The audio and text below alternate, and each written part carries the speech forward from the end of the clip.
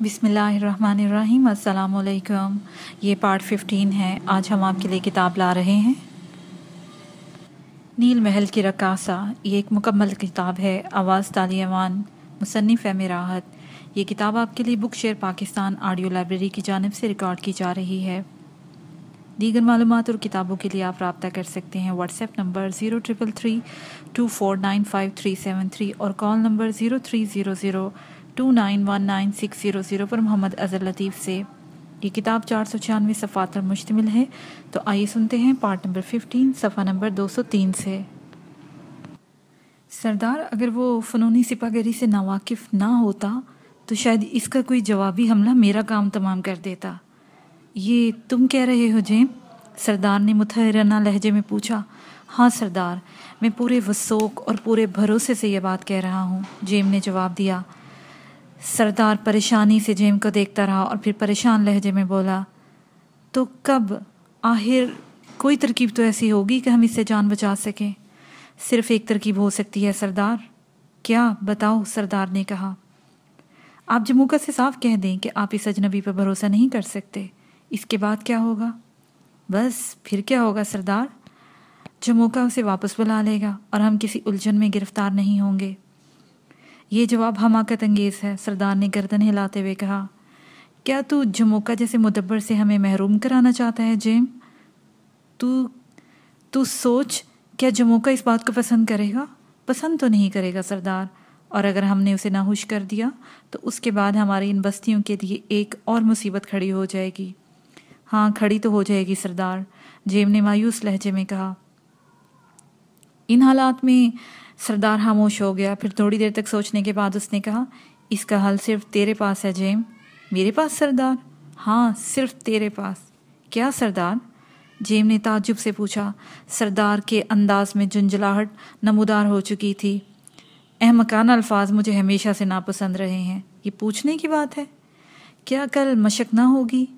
کیا کل تو اسے تربیت نہ دے گا؟ کیا تیری تلوار کی نوک اس کے حلق میں پیوست نہیں ہو سکتی؟ کیا تیرے گرز کا ایک وار بھی اس کا بھیجا پاش پاش نہیں کر سکتا؟ کیا تیرا نیزہ اتنا ہی بیکار ہے؟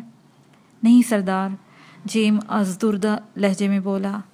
پھر تو یہ سوال کیوں کر رہا ہے؟ صرف ایک خوف ہے سردار۔ خوف؟ کیسا خوف؟ سردار چونک کر بولا۔ کیا اس کے بعد میں جموکا کا مجرم نہیں بن جاؤں گا؟ جیم نے کہا، اور سردار چند لمحے خاموشی سے اس کی شکل دیکھتا رہا، پھر نرم لہجے میں بولا، لیکن اس کے علاوہ کوئی چارہ کار بھی تو نہیں ہے۔ جیم تو سوچ، ہم یہ تو کہہ سکتے ہیں کہ دوران تربیت وہ نہ تجربے کاری کا شکار ہو گیا، لیکن یہ نہیں کہہ سکتے کہ اس کو نقصان دہ سمجھ کر قتل ہی کر دیا۔ میں کل پوری کوشش کروں گا سردار، جیم نے کہا۔ ہاں جیم میرے دوست، میرے عزیز دوست، یہ ضروری ہے، یہ ضروری ہے۔ بات صرف میری نہیں، پوری بستی کے لوگوں کی بات ہے۔ ٹھیک ہے سردار۔ بس جیم، میں نے اسی لیے تجھے بلایا تھا۔ میں تجھے یہی کہنا چاہتا تھا، میری مدد کر جیم۔ بستی پر ایک مصیبت آ پڑی ہے، سردار نے کہا، اور جیم اسے سلام کر کے رخصت ہو گیا، لیکن میرے بدن میں سرد لہریں دوڑنے لگی تھیں۔ میں تھوڑی دیر کے لیے ساکت ہو گیا تھا۔ میرے خلاف یہ سازشیں ہو رہی ہیں، مجھے قتل کرنے کی ترکیبیں کی جا رہی ہیں، اور پھر مجھے وہ مشق یاد آ گئی۔ جیم کا وحشیانہ انداز ایک مقصد لیے ہوئے تھا۔ اس نے تربیت کی آڑ میں مجھے قتل کرنے کی کوشش کی تھی، لیکن عجیب بات یہ ہے، یہ نہیں وہ کام جو میں نے خوشی سے نہیں کیا، مجھ سے زبردستی کرایا جا رہا ہے، اور اس سے یہ لوگ بھی خوش نہیں ہیں۔ جموکا اگر اس کے لیے محترف ہیں تو میرے لیے نہیں ہے۔ میرا کیا قصور ہے؟ اپنے جھونپڑے میں واپس آ کر میں دیر تک ان عجیب و غریب حالات کے بارے میں سوچتا رہا۔ بیچارہ شاہ عادل شاعر کی اولاد کہاں آ کر پھنس گیا تھا۔ مشکل یہ تھی کہ ان لوگوں کی مدد کے بغیر یہاں سے نکلنا بھی ممکن نہیں تھا۔ پھر ایک نہیں کئی سوال یا نشان میری نگاہوں کے سامنے آ گئے، اور میں ان نشانات کو توڑنے کی کوشش میں مصروف رہا، اور تھوڑی دیر کے بعد میرے وجود میں ایک جھلاہٹ ابھر آئی۔ میں نے سردار سے اتنی صاف گفتگو کی تھی، لیکن اس کے باوجود وہ میری طرف سے مطمئن نہیں ہوا تھا، بلکہ دوسرے طریقوں سے مجھ سے جان چھڑانا چاہتا تھا۔ کیوں نہ اس کا دماغ درست کروں اور اس کی کوششوں کو ناکام بناؤں؟ اور پھر میں نے بہت سارے فیصلے کیے۔ اب میرے اندر وحشیانہ جذبہ ابھر رہا تھا، اور یہ جذبہ ان حالات میں ابھرتا ہے جب انسان اپنی تمام تر پرخلوص کوششوں میں ناکام ہو جاتا ہے۔ اس کے بعد میں آرام سے سو گیا۔ دوسرے دن صبح میرے ذہن پر کوئی غبار نہیں تھا، بلکہ میری آنکھوں میں سے شعلے نکل رہے تھے۔ میرے پورے وجود میں ایک خوفناک جذبہ کار فرما تھا۔ دوسری تمام ضروریات سے فارغ ہو کر بیٹھا تھا کہ جیم میرے پاس آ گیا اور بولا، کیا خیال ہے ابونا، کیا سپاہ گری کی مشق کرنے چلو گے؟ جیم نے سوال کیا۔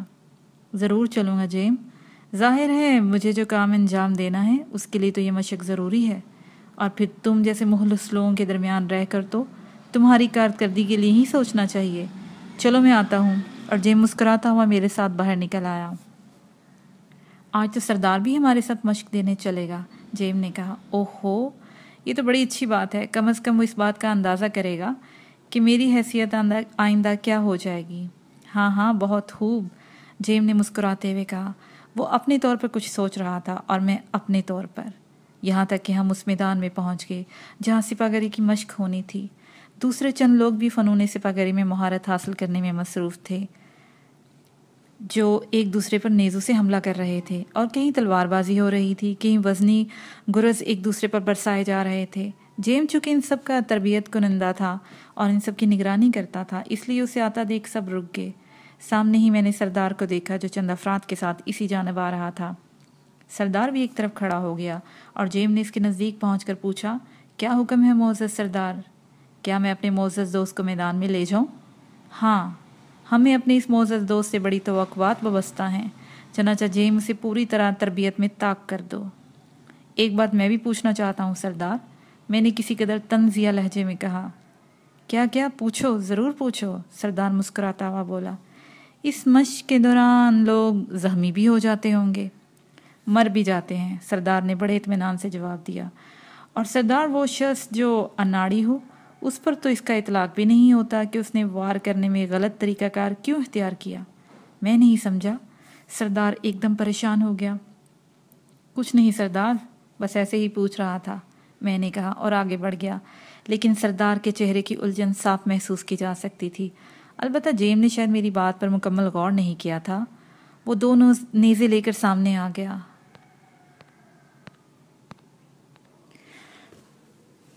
پھر اس نے اپنے محسوس وحشیانہ انداز میں اپنا نیزہ میری طرف اچھالا۔ لیکن آج دوسری بات تھی۔ آج تو میرے بدن میں سیماب دوڑ رہا تھا۔ میں آج کچھ سے کچھ اور بن چکا تھا۔ لوگوں کی گفتگو سننے کے بعد سچی بات تو یہ ہے مجھے اس سے کوئی خاص ہمدردی نہیں رہ گئی تھی، چنانچہ میں نے نیزے کو درمیان سے پکڑ لیا، اور اس طرح کہ نیزے کو درمیان سے پکڑنے کا مظاہرہ بھی خاصا انتہائی متحیر خیز تھا ان لوگوں کے لیے۔ بہرحال میں اور جیم نیزہ لے کر میدان میں آ گئے۔ تب جیم نے کہا، وار کرنے میں کبھی بہل سے کام نہیں لینا چاہیے ابونا۔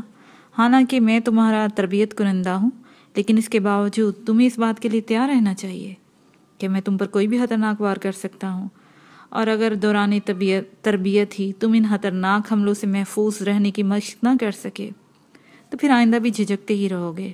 ٹھیک ہے جیم، لیکن جوابی حملہ بھی اسی انداز میں ہونا چاہیے نا؟ ہاں، میں تمہیں دعوت دیتا ہوں کہ تم جس طرح چاہو نیزہ میری طرف اچھال سکتے ہو، میں اسے روکوں گا، اور یہی تربیت ہوتی ہے، جیم نے انتہائی پر اعتماد انداز میں کہا، اور میں نے بگڑے ہوئے انداز میں گردن ہلا دی۔ میں اپنے اندر چھپے ہوئے نفرت کے احساس کو دبا نہیں سکتا تھا۔ تب ہم دونوں نیزہ لے کر مقابل آ گئے۔ جیم نیزے کی انی میرے چہرے کے نزدیک کر رہا تھا، پھر اس نے وحشیانہ انداز میں نیزے کی انی کو میرے چہرے کی جانب دھکیلا۔ میں نے نہایت پھرتی سے خود کو اس کے وار سے بچاتے ہوئے اپنے نیزے کی انی کو اس کی ران میں پیوست کر دیا۔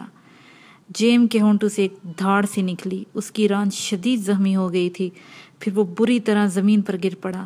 تب میں نے نیزہ اس کی ران سے کھینچ کر پیچھے ہٹ گیا۔ سردار چیخ پڑا تھا، اور جیم کے وہ جوان جسے تربیت حاصل کرتے تھے حیرانگی سے میری شکل دیکھ رہے تھے۔ بہت سارے آدمی میدان کی طرف دوڑ پڑے۔ زخمی جیم کو اٹھایا گیا۔ میں نیزہ لے کر آہستہ آہستہ پیچھے ہٹ رہا تھا۔ میرے چہرے پر عجیب سی مسکراہٹ تھی۔ نیزے کی انی سے جیم کا گاڑا گاڑا خون قطروں میں گر رہا تھا۔ تب سردار نے وحشیانہ انداز میں میری جانب دیکھا اور بولا، یہ تو نے کیا کیا ابونا؟ اس نے ہونہار لہجے میں کہا۔ کیا تمہارے اس احمقانہ سوال کا جواب دینا لازمی ہے سردار؟ میں نے غرائی ہوئی آواز میں کہا۔ سردار کے دل میں چور تھا، اس لیے ایک لفظ بھی اس کے منہ سے نہ نکل سکا، بس عجیب سی نگاہوں سے مجھے دیکھ رہا تھا۔ البتہ شام کو اس نے مجھے اپنے جھونپڑے میں طلب کر لیا اور میں اس کے جھونپڑے کی طرف چل پڑا۔ سردار کے چہرے پر پتھروں کی سی سختی تھی۔ اور پھر اس نے انتہائی ترش لہجے میں کہا، جیم کو زخمی کرنے میں تمہاری کوشش شامل تھی؟ ہاں، میں نے بے خوفی سے جواب دیا۔ کیوں؟ کیا اس سوال کا بھی کوئی جواب ہو سکتا ہے سردار؟ میدان میں اتر کر اس نے وار کرنے میں کسی بزدلی یا احتیاط کا مظاہرہ نہیں کیا تھا۔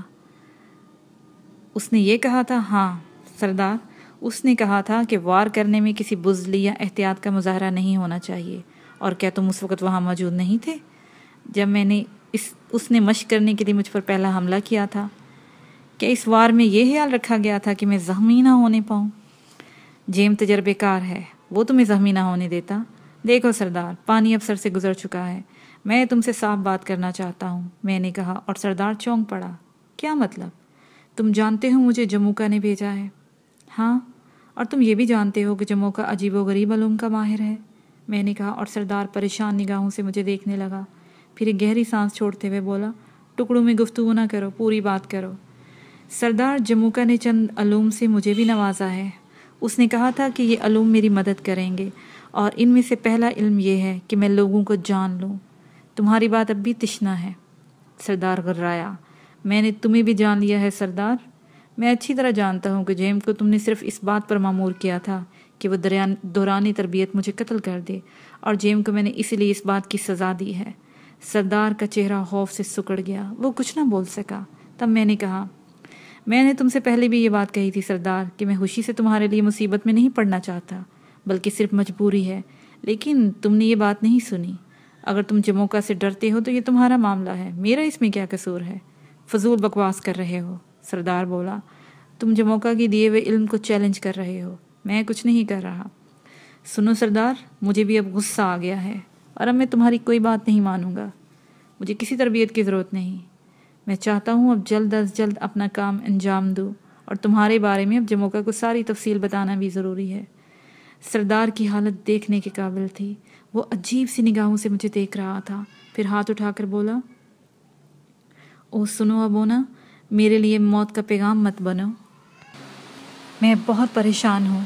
مجھے تمہاری پریشانی سے کوئی دلچسپی نہیں سردار، اب یہ بتاؤ میرا کام کب شروع ہو رہا ہے؟ تم جموکا سے کچھ نہیں کہو گے؟ میں بہت پریشان ہوں۔ مجھے تمہاری پریشانی سے کوئی دلچسپی نہیں، اب یہ بتاؤ میرا کام کب شروع ہو رہا ہے؟ تم جموکا سے کچھ نہیں کہو گے؟ کیا مجھے روکا جائے گا؟ نہیں، یہ میری درخواست ہے، کیا میں اسے ماننے کے لیے مجبور ہوں؟ وہ تم سمجھتے کیوں نہیں ہو؟ کیا سمجھو سردار، بتاؤ مجھے، کیا سمجھوں میں؟ تم نے میرے قتل کی سازش کی اور میں تمہارے ساتھ تعاون کروں؟ میں نے تم سے پہلے بھی کہا تھا، اگر تم مجھے یہاں سے واپس بھجوا دو تمہاری اس پریشانی کو دیکھتے ہوئے، میں آج بھی تمہارے سامنے چند شرائط رکھتا ہوں۔ کیسی شرائط؟ میرا یہاں سے واپسی کا بندوبست کرو اور مجھے مہذب آبادیوں تک پہنچا دو، مجھے ہیروں کا ایک بڑا ذخیرہ دو اور اسے بھی میرے ساتھ آبادیوں تک پہنچانے میں مدد کرو۔ میں خاموشی سے یہاں سے چلا جاؤں گا، اس کے بعد تم جانو اور جموکا۔ او یہ بھی تو نہیں کر سکتا میں، یہ بھی تو نہیں کر سکتا، سردار بے بسی سے ہاتھ پلتا ہوا بولا۔ پھر کیا کر سکتے ہو سردار؟ میں نے سوال کیا۔ کچھ بھی نہیں کر سکتا میں، کچھ بھی نہیں کر سکتا۔ جموکا نے مجھے موت کی دہلیز تک پہنچا دیا ہے، اس نے اس بات کی کوشش کی ہے کہ میں زندگی سے نفرت کرنے لگوں۔ اب تو میں کسی بات سے متفق نہیں ہو سکتا، لیکن اس کا علم مجھے جینے نہیں دے گا۔ تم بیوقوف ہو سردار، تم نے جیم سے یہ بات کہی کہ وہ تربیت کے دوران مجھے قتل کر دے، اور تم یہ اعلان کر دو گے کہ میں تربیت کے دوران مارا گیا ہوں۔ کیا تمہیں جموکا کے علم سے اس بات کا خوف نہیں ہوا کہ وہ تمہاری اس سازش کو پکڑ لے گا؟ سردار چونک پڑا، اس کی آنکھیں تعجب سے پھیل گئی تھیں، پھر اس نے ایک ٹھنڈی سانس لے کر گردن جھکا لی اور بولا، شاید میری تقدیر ہی خراب ہے۔ بہرحال نوجوان، میں تمہارے ساتھ اس فوج کو جلد از جلد روانہ کر دوں گا جو تجویز کر لی گئی ہے، بس میں اس سے زیادہ کچھ نہیں کہنا چاہتا۔ رہی بات تمہارا معاملہ، تو اگر تمہارے ہاتھوں ہی میری موت لکھی ہے تو میں تیار ہوں۔ میں خود اعتراف کر لوں گا جموکا سے کہ میں نے پریشان ہو کر یہ کوشش کی تھی، بس جو تمہارا دل چاہے وہ کرو۔ سردار اٹھ کر کھڑا ہو گیا اور میں مسکراتا ہوا وہاں سے باہر نکل آیا۔ سردار کے خلاف جو کچھ میں نے کرنے کا فیصلہ کیا تھا، میں اس پر انتہائی کامیابی سے عمل کر پا رہا تھا، اور اب میرے ذہن میں جو جنجلاہٹ اور انتقامی جذبہ ابھر آیا تھا اس کے تحت میں سردار پر کوئی رحم کھانے کے لیے تیار نہیں تھا، اور جہاں تک جموکا کا مسئلہ تھا تو اس سے بھی مجھے کوئی غرض نہیں تھی۔ یہ ضروری نہیں تھا کہ میں سردار کی باتیں جموکا کو بتا دوں، بلکہ مجھے دلچسپی کسی اور بات سے تھی۔ لیکن اسی رات اچانک میرے ذہن میں خوشیوں کی لہر دوڑ گئی۔ 2 افراد جموکا کی بیٹی سومی کو میرے پاس چھوڑ گئے تھے۔ سونی حسین مسکراہٹیں اپنے لبوں پر سجائے میری جھونپڑی میں آ گئی اور میں اسے دیکھ کر خوشی سے اچھل پڑا۔ اوہ سومی، تم! میں نے مسرت بھرے لہجے میں کہا، اور وہ میرے بالکل نزدیک آ کر مجھ سے لپٹ گئی۔ ہاں ابونا، اب تو تمہیں ابونا ہی کہا جاتا ہے، یہ میں ہی ہوں۔ لیکن تم کیسے آ گئی سومی؟ بس تمہاری محبت اور تمہارا پیار کھینچ لایا، سومی نے جواب دیا، اور میں مسرت بھرے انداز میں اسے دیکھنے لگا، پھر اس کی آنکھوں کو چوم لیا۔ تمہارے آ جانے سے زندگی میں کوئی دلچسپی پیدا ہو گئی ہے سومی، ورنہ جموکا نے مجھے مصیبت میں ہی پھنسا دیا ہے۔ میں بھی تمہارے آنے کے بعد سے سخت پریشان ہو گئی تھی۔ باہر صورت مجھے تھوڑی سی مہلت ملی ہے، لیکن اس کے علاوہ بھی میں نے بہت سارے فیصلے کر لیے ہیں۔ کیسی مہلت؟ میں نے سوال کیا۔ تمہارے پاس آنے کی۔ سنا ہے اس کے بعد تم بہت جلد فوج کشی کرنے کے لیے روانہ ہو جاؤ گے۔ ہاں سومی، یہی میرا ارادہ ہے۔ کب تک جا رہے ہو؟ سومی نے سوال کیا۔ میں نہیں کہہ سکتا، لیکن میرا خیال ہے کہ اب سردار زیادہ دن نہیں لگائے گا۔ اور کوئی پریشانی تو نہیں تمہیں یہاں؟ سومی نے سوال۔ نہیں سومی، کوئی پریشانی نہیں، لیکن میرا خیال ہے کہ سردار جموکا کی اس تجویز سے متفق نہیں ہے، میں نے جواب دیا۔ کون سی تجویز؟ فوج کشی کی۔ ارے کیوں؟ بس اسے میرے اوپر اعتماد نہیں ہے۔ اسے جموکا پر تو اعتماد ہونا چاہیے، سومی غصیلے لہجے میں بولی۔ ہاں اسے جموکا پر اعتماد ہے، لیکن اس کا خیال ہے کہ جموکا یہاں پر دھوکہ کھا گیا ہے۔ کیا یہ الفاظ سردار نے کہے؟ سومی نے سوال کیا۔ نہیں سومی، لیکن بس میرا یہ خیال ہے۔ سردار کی ایسی کبھی ہمت نہیں پڑ سکتی کہ وہ ایسی بات سوچے۔ باہر صورت اگر یہ تمہارا خیال ہے تو تمہارا یہ خیال جموکا تک پہنچا دوں گی۔ نہیں سومی، اس کی ضرورت نہیں، سردار کو تو میں خود ہی ٹھیک کر لوں گا۔ لیکن سومی، بڑی عجیب و غریب صورتحال ہے۔ میں لوگوں کے لیے کچھ کرنے آیا ہوں، لیکن میں محسوس کر رہا ہوں کہ میرا وجود ان کی ذات پر بوجھ ہے۔ تعجب کی بات ہے ابونا، ممکن ہے تمہیں غلط فہمی ہوئی ہو۔ باہر صورت اگر ایسی کوئی بات ہے تو مجھے جموکا سے یہ بات کہنے سے کیوں روک رہے ہو؟ اس لیے سومی کہ ابھی اس کی ضرورت پیش نہیں آئی۔ بہرحال چھوڑو ان باتوں کو، میں خود ہی سب کچھ ٹھیک کر لوں گا۔ تم یہاں کتنے وقت رہو گی؟ زیادہ نہیں، بس آج کی رات تمہارے ساتھ رہوں گی اور کل روانہ ہو جاؤں گی۔ جموکا سے کہہ کر آئی ہو؟ ہاں میں اس سے پوچھ کر آئی ہوں۔ اس نے بھی تمہارے لیے یہی سوال بھیجا ہے کہ تمہیں یہاں کوئی تکلیف تو نہیں؟ نہیں، اسے جواب دینا کہ مجھے یہاں کوئی تکلیف نہیں ہے۔ پھر اگر ضرورت محسوس ہوئی تو میں اسے بیان کر دوں گا، میں نے جواب دیا۔ اور پھر سومی اس رات میرے ساتھ رہی۔ کافی دن کے بعد ایک حسین رات سومی کے ساتھ گزاری۔ رات کو اس نے مجھ سے سوال کیا، کیا بستی کی لڑکیاں تمہاری جانب متوجہ نہیں ہوئی؟ نہیں، میرا خیال ہے کہ مجھے شروع ہی سے ایک دشمن کی حیثیت دی گئی ہے۔ اوہ، تم آہستہ آہستہ کھل رہے ہو، سومی ہنس کر بولی، اور پھر میری نگاہوں میں دیکھتے ہوئے کہنے لگی، تم نے اس دشمنی کو کس طرح محسوس کیا؟ چھوڑو سومی ان باتوں کو، میں خود بھی الجھا ہوا ہوں، تمہیں نہیں الجھانا چاہتا، میں نے جواب دیا۔ اور سومی پرخیال انداز میں مجھے دیکھنے لگی، پھر اس نے گردن ہلاتے ہوئے کہا، ٹھیک ہے، میں تمہاری ان مشکلات کا حل تلاش کر لوں گی۔ میری مشکلات کا حل؟ ہاں، سومی مسکرائی۔ میں تم سے اتنی محبت کرتا ہوں تو کیا تمہاری چھوٹی چھوٹی مشکلات کے حل بھی تلاش نہیں کر سکتی؟ لیکن سومی، حالات میں تمہیں بتا چکا ہوں اور میں سن چکی ہوں، لیکن میں تمہیں یہی مشورہ دیتی ہوں کہ تم جموکا کو ساری باتیں بتا دو۔ چھوڑو ان باتوں کو سومی۔ تو پھر دوسری بات میں نے کہہ دی ہے، سومی نے کہا۔ جو تمہارا جی چاہے کرنا، میں انکار نہیں کروں گا، میں نے جواب دیا۔ اور پھر دوسرے دن سومی نے مجھ سے رخصت ہوتے ہوئے کہا، میں جا رہی ہوں ابونا، ایک آدمی تمہارے پاس آئے گا اور تمہارے لیے کچھ لائے گا، براہ کرم اسے قبول کر لینا اور اس کی ہدایات پر عمل کرنا۔ کیا لائے گا؟ میں نے پوچھا۔ وہ تمہیں اسی وقت معلوم ہو جائے گا، پراسراریت کی اس پراسرار حسینہ نے کہا، اور پھر یہاں سے چلی گئی۔ اس کے جانے کے بعد میں دیر تک اس کے بارے میں سوچتا رہا، تب یہ سارے لوگ اتنے پراسرار کیوں ہیں؟ ان کی شخصیت میں اتنی گہرائی کیوں ہے؟ سومی مجھ سے اس قدر قریب ہو گئی تھی، لیکن دیر تک میں اس کے بارے میں سوچتا رہا۔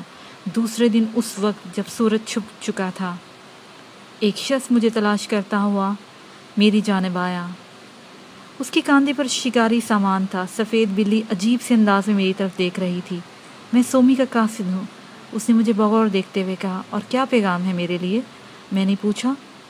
اس شخص نے بلی کی جانب دیکھا۔ بلی اس کے کندھے کے اوپر سے اتر کر میری گود میں آ بیٹھی۔ میرا خیال ہے تم پیغام سمجھ گئے ہو، وہ شخص مسکرایا۔ کیا مطلب؟ میں اچھل پڑا۔ یہ بلی تمہاری محافظ ہے، قدم قدم پر تمہاری رہنمائی کرنے والی۔ مجھے یقین ہے یہ تمہیں بہت ساری آفات سے محفوظ رکھے گی۔ یہ؟ میں نے تعجب سے کہا۔ ہاں گرینی، دیوتاؤں کی غلام ہے۔ اس کا مذاق مت اڑانا، اس کی کسی حرکت پر ناراض مت ہونا۔ اول یہ تمہارے قریب رہے گی، دور ہوئی تو خیال نہ کرنا، یہ تمہارے لیے بہتری تلاش کرے گی، اس قاصد نے کہا اور جانے کے لیے مڑ گیا۔ پھر رک کر بولا، سومی کے لیے تو کوئی پیغام نہیں ہے؟ نہیں، اس کا شکریہ ادا کر دینا، میں نے کہا، اور وہ شخص گردن ہلا کر آگے بڑھ گیا۔ پراسرار سفید بلی میری نظروں سے نظریں ملائے ہوئے تھی اور اس کی آنکھوں سے سرخ چنگاریاں نکلتی ہوئی محسوس ہو رہی تھیں، اور میں نے گردن جھٹک دی اور خود کو پرسکون کرنے کی کوشش کرنے لگا۔ اب جن حالات سے دوچار ہونا پڑا ہے ان سے تو نمٹنا ہی پڑے گا۔ سردار نے بلاخر وہ فوجی پلان میرے سامنے پیش کر دیا تھا۔ اس نے 300 جوان میرے سپرد کیے تھے، اور یہ سارے کے سارے جوان بہترین ہتھیاروں سے آراستہ تھے، لیکن میں نے سردار کی پیشانی پر وہ تاثرات پڑھ لیے تھے جن سے اظہار ہوتا تھا کہ وہ اس مہم سے ناخوش ہے۔ یہ احمق سردار کیا چاہتا ہے؟ مجھے اس سے سخت جلاہٹ محسوس ہوتی تھی۔ اس کی فضول باتوں نے مجھے جلا کر رکھ دیا تھا، لیکن باہر صورت اس مسئلے کا کوئی نہ کوئی حل تو تلاش کرنا ہی تھا۔ میں نے بھی فیصلہ کر لیا تھا کہ اس مسئلے کو آخری حد تک پہنچا کے رہوں گا۔ چنانچہ اپنی اس فوج کے ساتھ میں اس طرح روانہ ہو گیا جس طرف نشاندہی کی گئی تھی۔ کم از کم کچھ جمود تو ٹوٹے، میں نے سوچا، ورنہ یہ بوڑھا سردار میرے لیے باعث مصیبت بن چکا تھا۔ فوجی جوان، جن میں بیشتر گھوڑے پر سوار تھے اور باقی پیدل چل رہے تھے، میرے ساتھ بھرپور تعاون کر رہے تھے، لیکن میں نے اس امکان کو بھی نظر انداز نہیں کیا تھا کہ ممکن ہے انہی میں سے کچھ نوجوان ایسے ہوں جو میرے دشمن ہوں، اور سردار نے انہیں ہدایت کی ہو کہ وہ مجھے قتل کر دیں۔ میں اس کے لیے بھی تیار تھا۔ سفید بلی میرے شانوں پر سوار میرے محافظ کی سی حیثیت رکھتی تھی۔ مجھے اندازہ نہیں تھا کہ یہ بلی میرے کس قدر کام آ سکتی ہے، لیکن میں نے اس کا ایک مظاہرہ دیکھا تھا کہ اس بلی کے ذریعے میرے اور ان کے درمیان ترجمانی ہوئی تھی۔ بہرحال یہ میرے کس کام آ سکتی ہے، یہ تو بعد میں سوچنے کی بات تھی۔ اس وقت میری نگاہوں کے سامنے میرا مشن تھا اور منازل طے ہو رہی تھی۔ ریگزاروں سے گزرتے ہوئے بلاخر ہم ایک ایسے حصے میں پہنچ گئے جو سرسبز و شاداب تھا، اور یوں لگتا تھا جیسے یہ سب انسانی ہاتھ کا کارنامہ ہو۔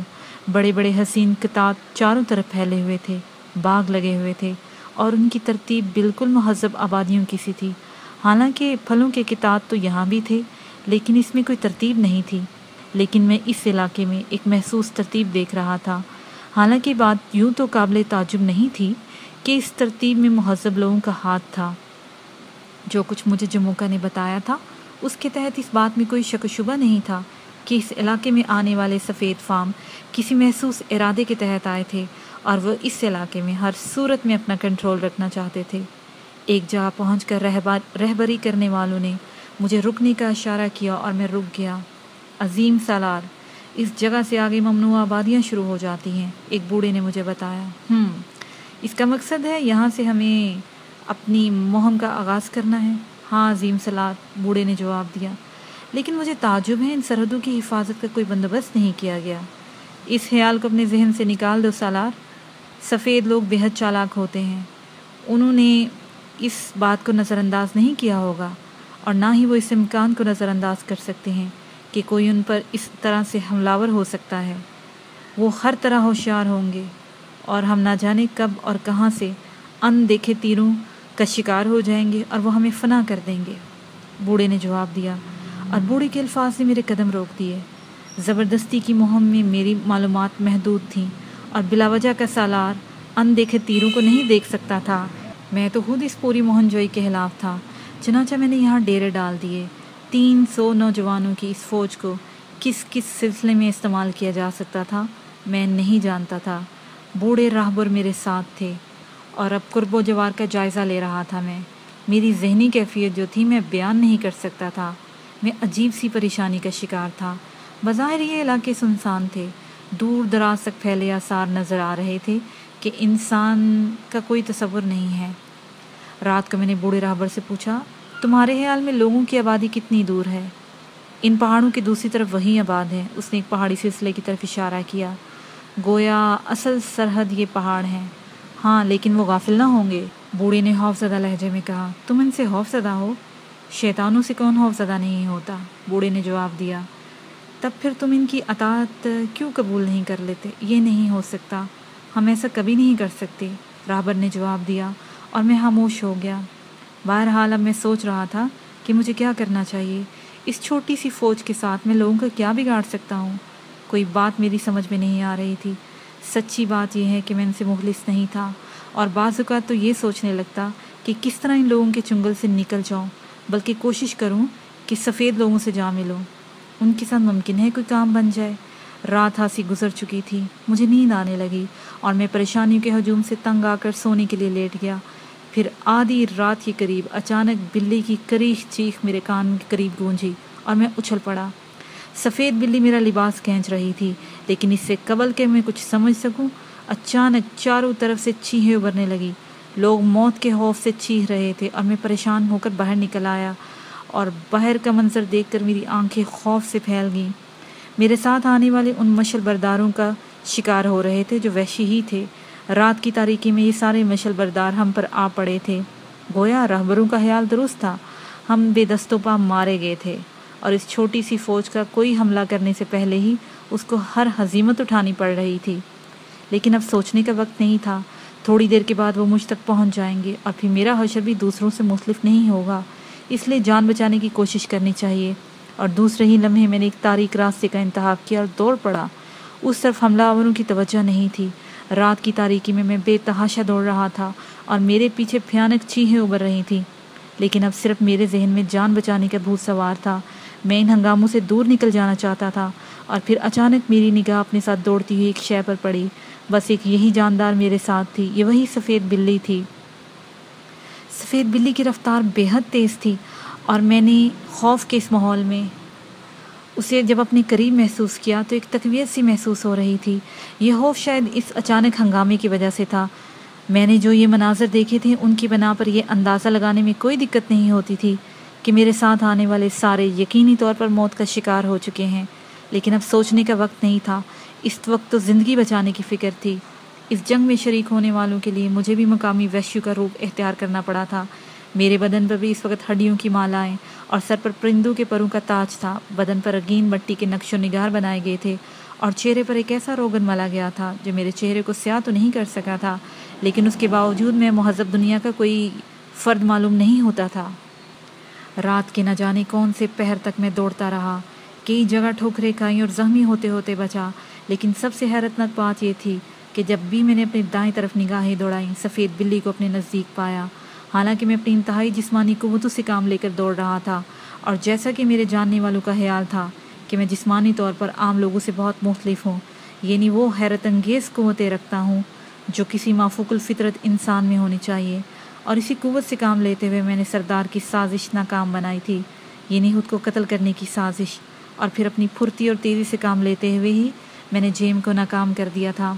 لیکن یہ ایک چھوٹا سا جانور، سفید رنگ کا یہ خوبصورت جانور میرے ساتھ سفر کر رہا تھا، تو میری ساتھی، میری ہمدرد، نہ جانے کیوں مجھے اس کے اس طرح دوڑنے پر پیار آ گیا۔ حالانکہ اس وقت ذہنی کیفیت ایسی نہیں تھی کہ کسی ایک چیز کے بارے میں انفرادی طور پر سوچوں، لیکن سفید خوبصورت بلی میرے ساتھ دوڑ رہی تھی اور مجھے اس پر بے پناہ پیار محسوس ہو رہا تھا۔ صبح کی روشنی پھوٹنے لگی اور اب میرے پیر بے جان ہوتے جا رہے تھے۔ میری قوتیں ختم ہو گئی تھیں جن کی وجہ سے میں اب تک دوڑتا رہا تھا، تاریک راتوں میں انجانے راستوں پر، اور راستے بھی ایسے جہاں قدم قدم پر موت سے ملاقات ہو سکتی تھی۔ میرے دوڑنے کی رفتار سست ہو گئی اور آہستہ آہستہ میں رک گیا۔ میں کچھ دیر آرام کرنا چاہتا تھا۔ جس جگہ میں تھا وہاں سے چند گز کے فاصلے پر ایک گھنے جنگل کا آغاز ہوتا تھا، درختوں کے آپس میں جڑے ہوئے جھنڈ بہرحال میرے چھپنے کی بہترین جگہ ثابت ہو سکتے تھے۔ ابھی تک یہ اندازہ نہیں ہو پایا تھا کہ حملہ آوروں نے مجھے دیکھ لیا ہے یا نہیں، اور اگر انہوں نے مجھے دیکھ ہی لیا تھا تو اس سے قبل ممکن تھا دیکھا ہی نہ ہو۔ باہر سورج، چونکہ یہ سارے ماحول میرے لیے اجنبی تھا، یہ راستے، یہ زمین، سب کچھ اجنبی تھا، اس لیے اپنے طور پر میں نے ایسا بندوبست کر لینا چاہتا تھا کہ میں اس میں چھپ سکوں۔ چنانچہ میں رک گیا اور رکنے کے بعد مجھے یوں محسوس ہوا جیسے میرے پھیپھڑے پھٹ جائیں گے۔ سانس تھی کہ سینے میں سما ہی نہیں رہی تھی۔ میں نے بمشکل تمام اپنے دائیں سمت دیکھا۔ سفید بلی میرے سامنے ہی موجود تھی اور میری آنکھوں میں دیکھ رہی تھی۔ پرسرار جانور ایک انوکھا ساتھی۔ بستیوں کے رہنے والے عام طور پر پرسرار علوم کے پجاری تھے۔ اگر مہذب دنیا کا ایک فرد ہونے کی بنا پر میں ان علوم کو تسلیم نہ بھی کرتا تو پھر ان سارے واقعات کو کیا کہتا جو بعید از عقل تھے۔ میں دور دراز کی دنیا کا انسان تھا، ان بستیوں کی زبان کی ابجد سے بھی نا واقف تھا، لیکن جو ہی گرہنی کی پرسرار نگاہیں میری نگاہوں سے ٹکرائی میں ان کی زبان بولنے اور سمجھنے لگا تھا۔